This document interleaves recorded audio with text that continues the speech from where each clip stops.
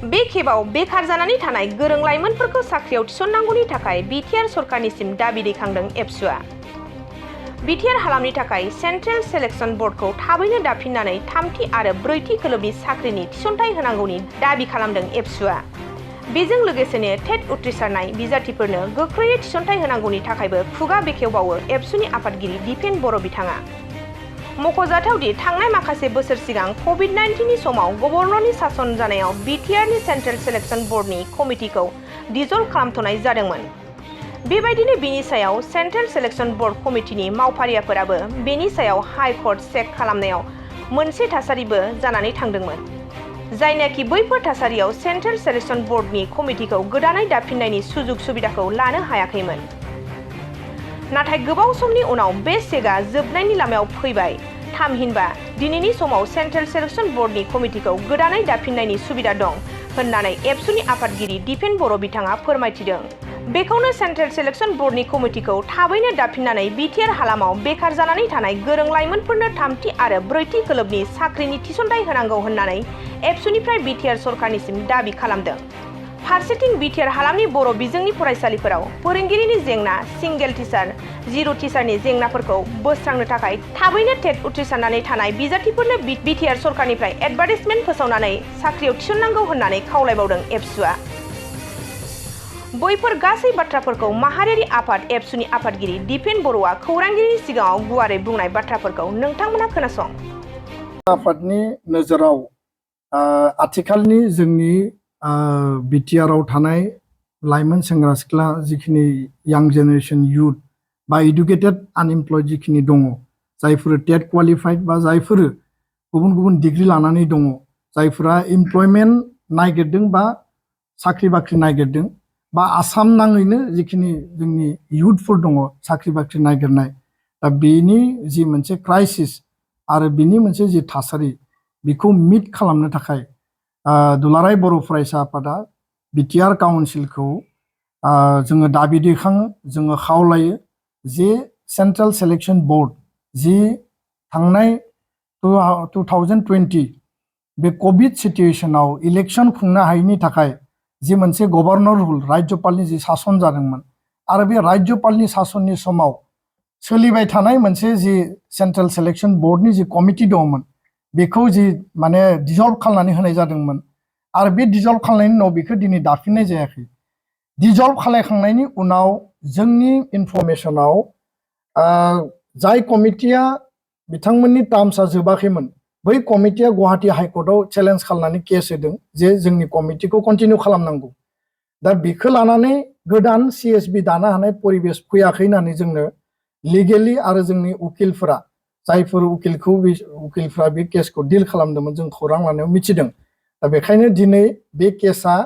जोबफैबाय होननानै हाइकर्टनिफ्राय जों मिथिबाय। काउन्सिल सरकारखौ जोङो माने जेला जोङो माने खावलायो, बिथांमोना जोंनो फोरमायदों जे इमिडिएटलि सेन्ट्रेल सेलेक्शन बर्ड काउन्सिला माने दानायनि लामायाव बे बाथ्राखौ जोंनो फोरमायदों। आरो बेखायनो जों खावलायो सेन्ट्रेल सेलेक्शन बर्डआ राज्यपाल सासन डिजल्भ जानायनि उनाव आरो कर्टआव बेयो चेलेन्ज जानायनि उनाव जि मोनसे दिफां अबस्थायाव दंमोन, गोदान सिएसबि दानायनि गेजेरजों थार्ड ग्रेड आरो फोर्थ ग्रेड जि एपइन्टिं अथरिटि काउन्सिला दङ आरो उनावबो थागोन, बे एपइन्टमेन्ट प्रक्रिया रिक्रुटमेन्ट प्रसेसखौ खालामनांगौ आरो गोबां जोंनि लाइमोनफ्रा जाहाथे साख्रि मोननानै जोंनि न'खर, जोंनि ओनसोल, जोंनि काउन्सिला जाहाथे जौगाखाङो, बिनि थाखाय इमिडिएटलि काउन्सिल सरकारा सिएसबि दानानै रिक्रुटमेन्ट होनांगौनि थाखाय जोङो दिनै स्पष्टयै दाबि दैखाङो आरो खावलायो। नैथि बाथ्राया जाहैबाय जे टेट एपइन्टमेन्ट जानांगौ आरो गोलाव समनिफ्राय जोङो बुंदों जे सिंगेल टिचार, जिर' टिचारनि संख्याया बारा जाबाय आरो एपइन्टमेन्टआ जायाब्ला बेखौ मिट खालामनायानो जथेस्थ क्रिटिकेल, जेराव रिटायार्ड पस्ट दङ, जेराव डेट भेकेन्सि दङ। दा बेखायनो जेसेबां रेसनेलाइजेसन खालामदोंब्लाबो बियो दिनै थोआ लोमा जादों। फारसेथिं बर' मिडियामनि सार्थनि बाथ्रा दङ, बर' मिडियाम क्वालिटि इडुकेसननि बाथ्रा दङ। दा बेखायनो जों खावलायदों जे बिटिआरआव जिखिनि हाजार हाजार टेट क्वालिफाइड दङ, बिथांमोननि एपइन्टमेन्ट सिंगेल टिचार, जिर' टिचारखौ जोङो गैया खालामनो थाखाय बैयाव टिचार थिसननांगौनि सार्थआव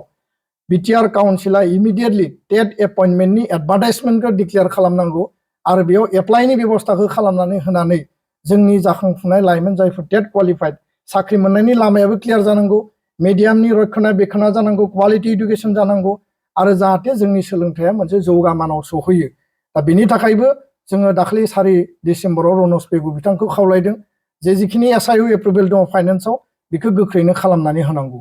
गुबुन मोनसे जोङो आरो खावलायबावनो नागिरदों दाबि दैखांदों 16टा डिपार्टमेन्ट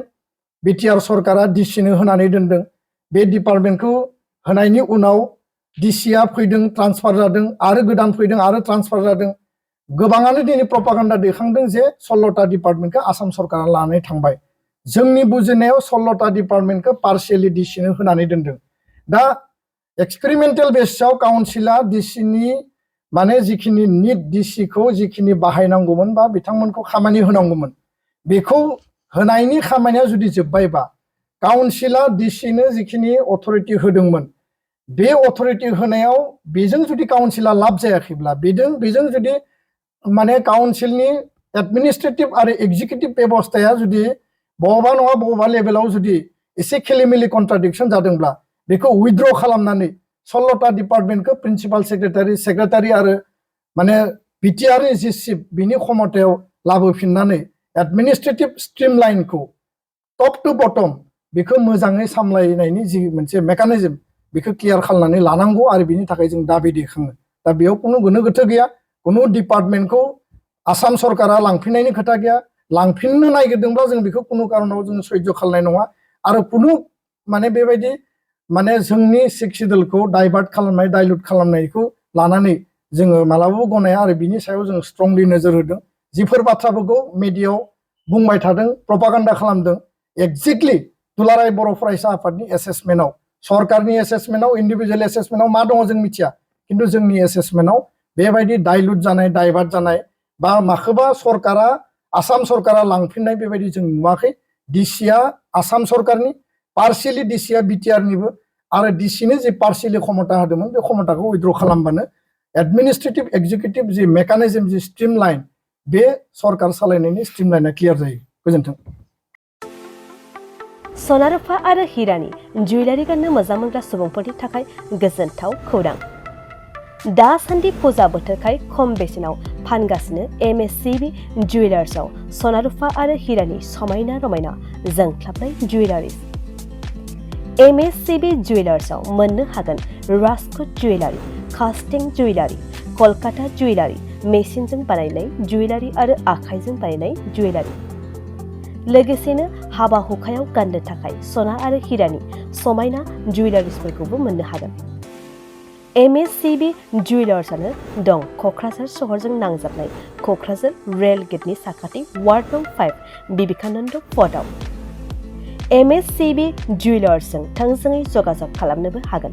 9954273079 जानबुं अनजिमायाव